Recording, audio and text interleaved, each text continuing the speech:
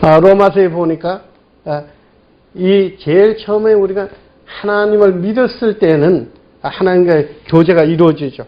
그러나 생활을 하면서 우리가 잘못되고 잘못한 일이 있게 되면 하나님의 영이 우리의 영에다가 찔림을 준단 말이에요. 그래서 이제 그때 찔림을 줄 그때에 우리가 회개하고 우리가 청산을 하게 되면 죄에서 해방되는 거죠. 옛날에 이제 그 생각이 나는데 청량리에 가면 그때는 이제 청량리 정신병원이 있었어요. 근데 오늘날 모든 정신병자의 근본적인 문제는 뭐냐 그러면 이 죄의식의 문제를 갖다가 해결하지 못해서 정신병원에 많이 들어가죠.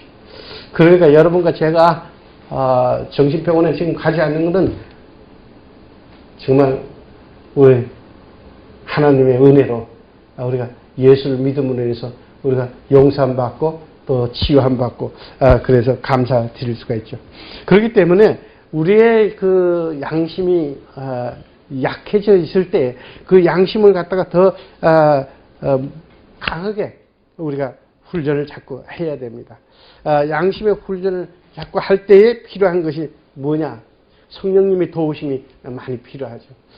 만약에 성령님이 우리 양심을 통해서 작동할 때 우리가 무시하게 되면 성령님의 양심의 소리에 하나님의 소리에 경청하지 않고 우리가 무시하게 되면 그때가 어떤 일이 생기느냐? 바로 성령님을 우리가 어떻게 모독하는 게 되죠. 그것이 이제 성령 충만해야 된다. 항상 성령 충만해야 된다 하는 그런 뜻이에요. 그러니까 양심의 귀를 기울여야죠. 우리 양심의 소리는 아주 조용하죠. 그래서 이것은 내면의 소리다 이렇게도 얘기할 수가 있겠습니다. 양심의 첫 소리는 제일 뭐냐 그러면 너 이러면 안 돼. 근데 대부분 이게 다 그 내면의 소리를 다 듣습니다. 무엇을 해서는 되고 무엇을 해서 안 되는지를 다 듣지만은 내가 양심에 녹이 슬게 되면 그걸 이제 무시하게 되는 것이고, 무시하는 것은 뭐냐면 성령을 모독하는 거니까 다른 것은 다 용서를 받지만은 성령 모독죄는 용서를 받지 못한다 그랬거든요. 그러니까 그걸 생각만 한번 해보세요. 얼마나 끔찍한가. 그래서 양심의 소리는 무시하게 되면 용서받지 못한다. 그래서 자기가 죄 의식으로 인해서 자기가 스스로 죄 지어서 그 다음에 죄값을 치르게 되는 거죠. 그 다음에 이제 양심을 합리화하는 것을 갖다가 거절할 수가 있어야 돼요. 왜냐하면 양심을 그르치는 일을 하게 되면 자꾸 나의 생각 가운데 어떤 것이 들어오냐 그러면 이런 이유 저런 이유 자꾸 조상 탓을 하고 합리화하려고 하는 그런 게 생기게 마련이에요. 그래서 합리화해가지고 죄가 없어지는 게 아니기 때문에 합리화를 하지 아니고 자기가 잘못한 것을 바로 인정을 해서 그에 대해서 내가 내 입으로 고백하면 하나님은 미쁘시사 우리의 죄를 사해 주시고 나는 미쁘시사 그래가지고 처음에 미쁘시사가 밉지만 예쁘다는 그런 뜻인 줄 알았어요. 제가 그런데 영어를 보니까 이제 분명해졌어요. 미쁘시사가 뭐예요? 네? 신실하다. 네. 하나님은 우리가 어떻게 하든지 간에 우리가 한 번은 이렇게 하고 또 어느 날은 이렇게 하고 우리가 또 믿음을 가지고 있다가 또 믿음적인 생활을 안 하고 하다가도 우리가 우리의 죄를 고백하게 되면 하나님께서는 항상 변하지 않고 신실하고 하여서 우리 죄를 용서해 주시고 우리를 다 불의해서 깨끗하게 해 주신다 그랬거든요. 이제 네 번째 아까 얘기하던 것 중에서 웃어를 갖다가 어떻게 경청하는가. 그렇죠. 주 안에서 너희를 다스리며 구원하는 사람들을 너희가 알고 그렇게 데살로니가 전서 5장에서 말하고 있는데 여기가 너희가 알고 그러는 이 알고라는 뜻이 그냥 안다. 내가 너를 안다. 그 뜻이 아니라 구원하는 자, 너희를 다스리며 구원하는 자들을 너희가 존중하고 그런 원어의 뜻이 있기 때문에 윗사람을 갖다가 우리는 더 존중해야 되는 것이에요. 그 다음에 이제 있는 말 중에서 우리들에게 그러면 어떻게 존중을 해야 됩니까? 우리가 존중할 때 어떻게 해요? 우리의 자세가 달라져야죠. 우리가 말할 때 말하는 표현이 우리 윗사람을 갖다가 존중하는 그런 품위가 있는 말을 해야죠. 그래서 우리의 자세가 달라진다고 할 때 우리가 똑바로 앉아서 앞으로 약간 구부린 자세를 취하는 것이 아주 중요하죠.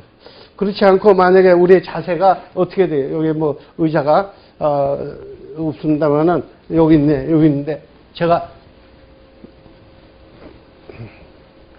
이런 자세를 가지고 있다고 할 것 같으면 이 자세가 어떤 자세예요? 벌써 좀 거만하잖아요. 그리고 다리를 꼬고 이렇게 앉아 있는 거. 오늘날 우리나라에도 이제 저 전철을 타고 볼 것 같으면 여성들도 상당히 많이 이제 다리를 이렇게 꼬고 앉아 있는 경우도 있고 또 다리를 이렇게 벌리고 이렇게 전철에 보면 앉아 있는 게 많아요. 근데 세상적으로 매너적인 면에서도 봐가지고도 그렇게 아름다운 건 아니에요. 그래서 우리의 한 자세가 벌써 자세부터 가르치죠. 우리 자녀들에게.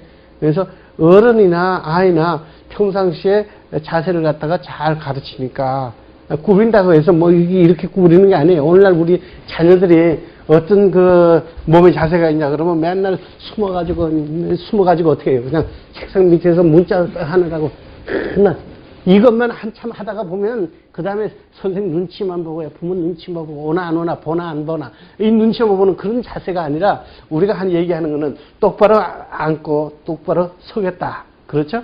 그러니까 어떻게 해요? 서는데 약간 한 10도 정도를 이렇게 상대방에게 이렇게 하는 자세는 어떻게 해요? 상대방에게 내가 관심을 가지고 있다. 상대방에게 어떤 존중을 표시한다. 이런 그 심볼의 의미를 많이 가지고 있습니다. 그 다음에 이제 품성을 할 때 우리는 뭐라 그래서 우리는 듣기만 하는 것이 아니고 우리의 자세 뭐 이런 것까지 이제 얘기를 하고 있지 않습니까? 나의 결심으로 이제 볼 것 같으면 이 나의 결심이 아주 중요해. 뭐라 그랬어요? 여기 볼 것 같으면 자, 제일 첫 번째 결심 읽겠습니다. 시작. 사람이 나에게 말할 때 그를 바라보겠다. 그를 바라보겠다. 그 다음에 내가 잘 이해할 수 없으면 내가 질문을 해야 돼요.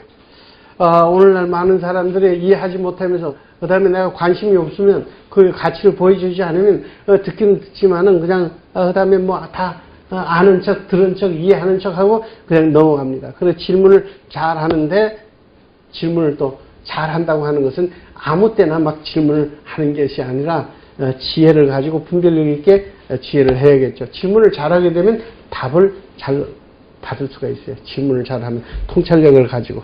그 다음에 세 번째 이제 아까 얘기한 게 뭐예요? 시작. 똑바른 자세로 앉거나 서겠다.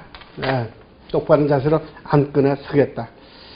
그 다음에 이제 우리가 대화를 할 때 내 자신에게 관심을 집중시키지 않겠다. 그건 뭐예요? 어떤 거예요? 우리가 이 얘기를 할 때에 막 그냥 자꾸 나의 말을 갖다가 끊고 자기 얘기만 많이 하고 이제 이런 것이 문제가 되겠죠. 자기에게 관심을 집중하고.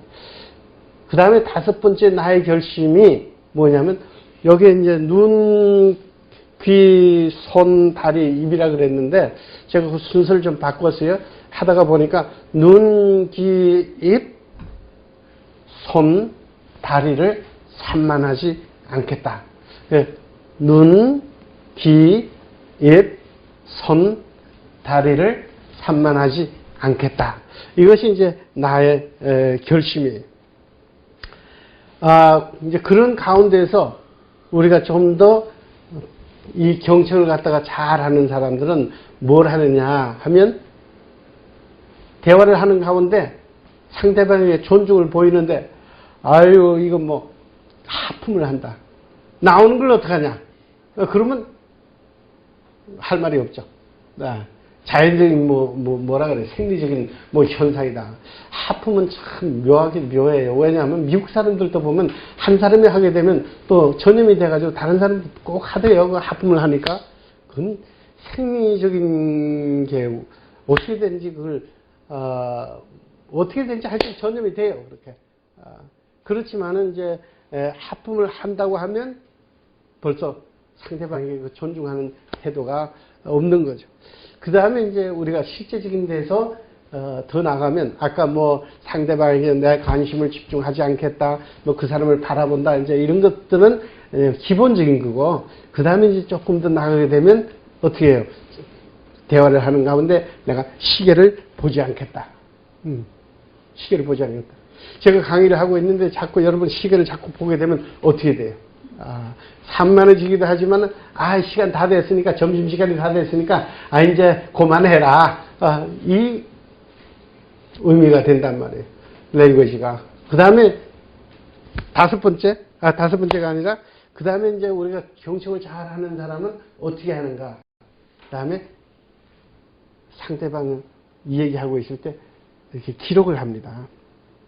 기록을.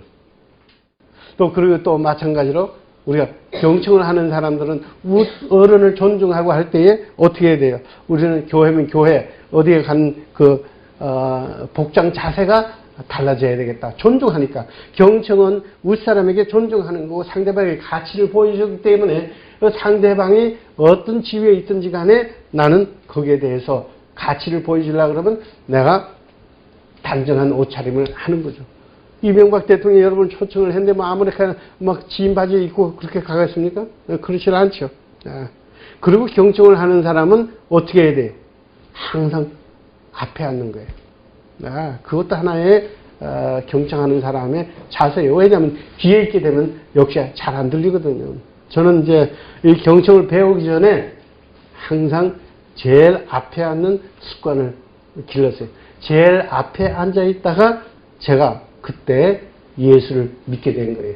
별로 놀라는 사람이 없네요. 저를 예수로 인도한 사람이 내가 제일 먼저 앞에 앉아 있고 그 친구도 앞에 앉아 있다가 제가 나중에 교회로 인도받고, 그런데 나를 교회로 인도한 바로 그 친구를 20년 후에 미국에서 우연히 만났다가 그 친구가 나에게 이 품성을 소개해줘서 그 친구가 가르쳐 준 것도 아니에요.